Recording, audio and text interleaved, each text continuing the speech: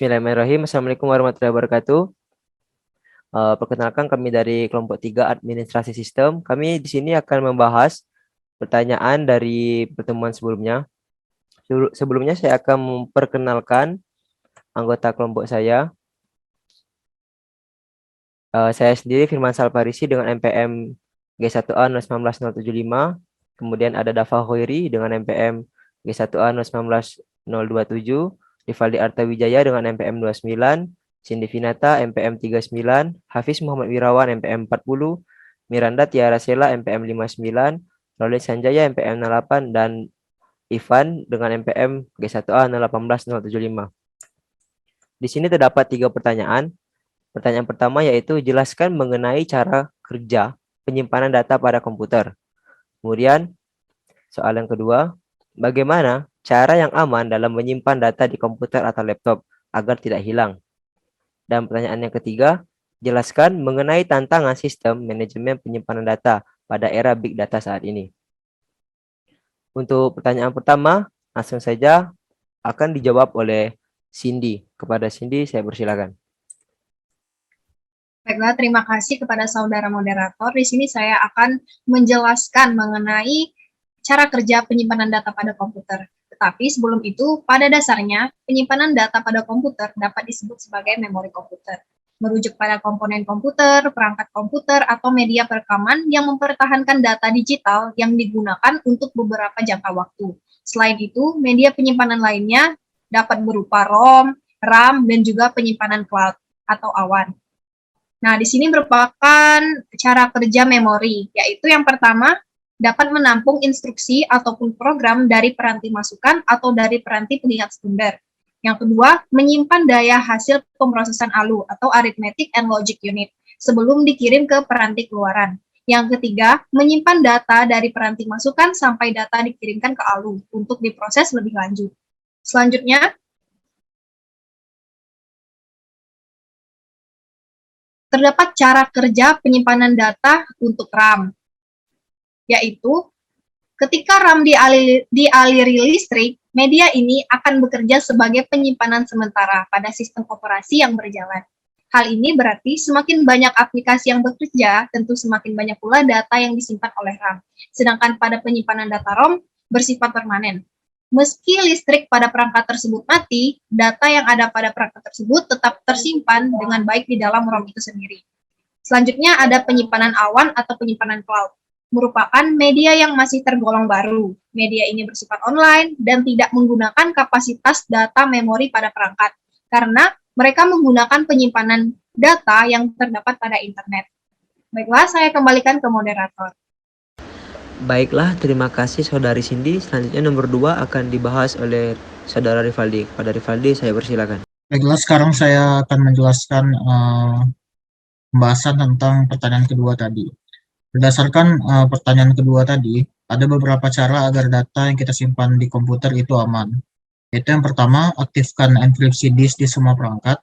Dengan enkripsi, kita dapat melindungi data jika perangkat jatuh ke tangan yang salah. Kemudian yang kedua, ada batasi akses data penting hanya di kantor. Karena idealnya data sensitif itu memang tidak boleh dibawa meninggalkan kantor. Bahkan jika harus menyalin ke media eksternal sekalipun, kita harus mengenkripsi data terlebih dahulu.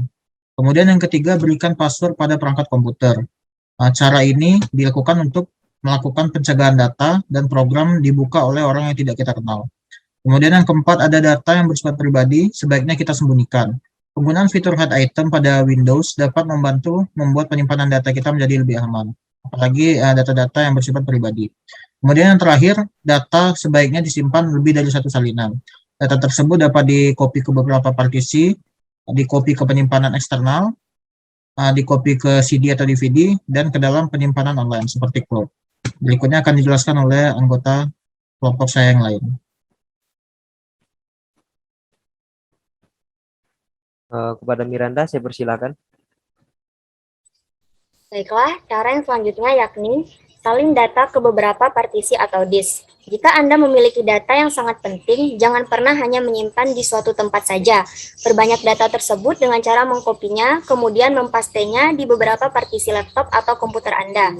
Misal, komputer Anda memiliki 3 partisi, C untuk sistem, sedangkan D dan E untuk data. Jadi, simpan data penting Anda tersebut di dalam partisi D dan E. Cara selanjutnya yaitu salin data ke penyimpan eksternal.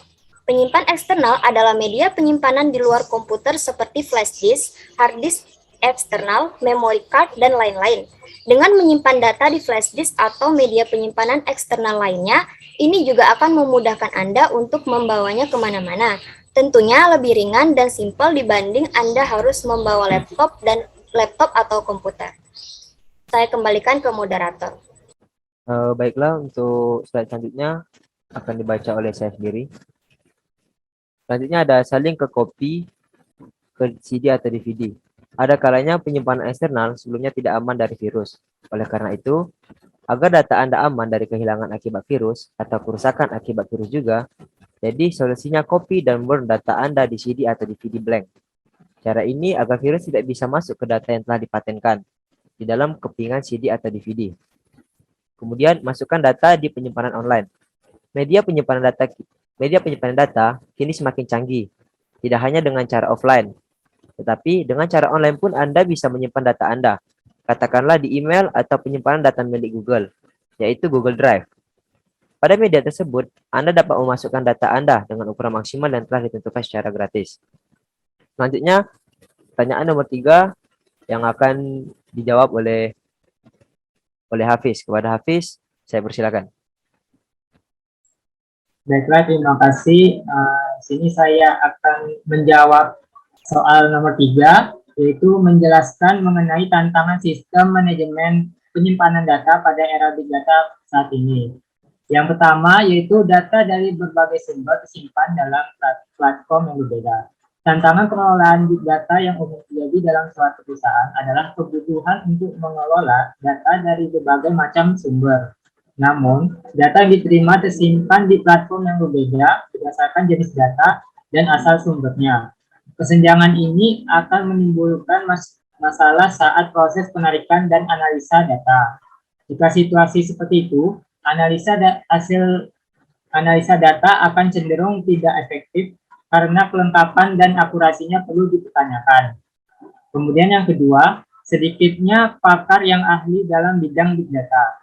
Teknologi dan tools untuk melakukan Big Data analitik sudah berkembang pesat, tetapi tidak dibarengi dengan para pakar yang bisa mengoperasikan teknologi ini dengan tepat.